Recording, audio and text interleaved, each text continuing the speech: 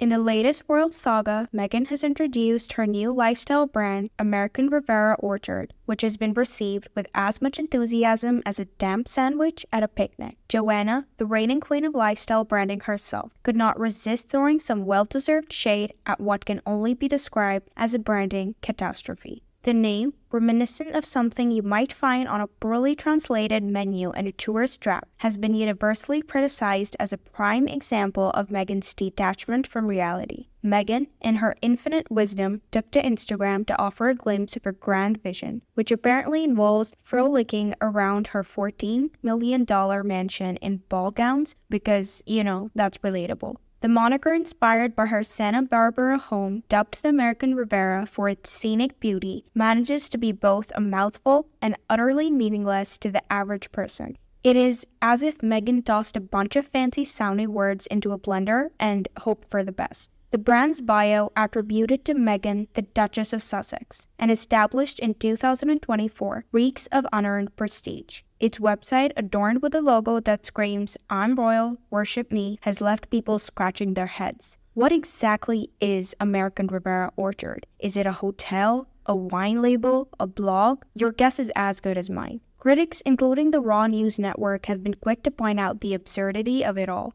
Meghan's knack for terrible naming and branding is evident in her latest venture, which is both uncatchy and downright confusing. The promotional video featuring Meghan wandering her estate in outrageously expensive attire has been mocked for its blatant disconnect from the average person's lifestyle.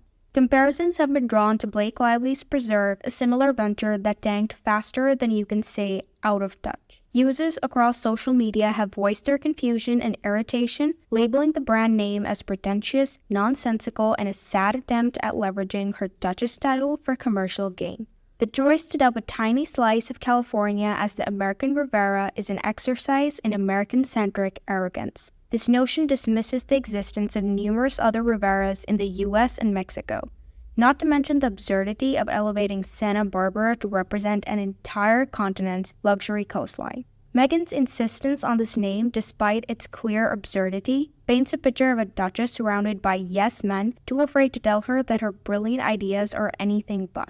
Joanna Gaines' critique hits the nail on the head, capturing the general bewilderment and disdain for Meghan's latest foray into lifestyle branding. The name American Riviera Orchard tells us nothing about the brand, except perhaps that Meghan is desperately clinging to her royal status to sell whatever it is she's selling. The only thing clear from this branding fiasco is Meghan's inability to connect with the very audience she claims to serve, further cementing her status as the out-of-touch Duchess of Sussex.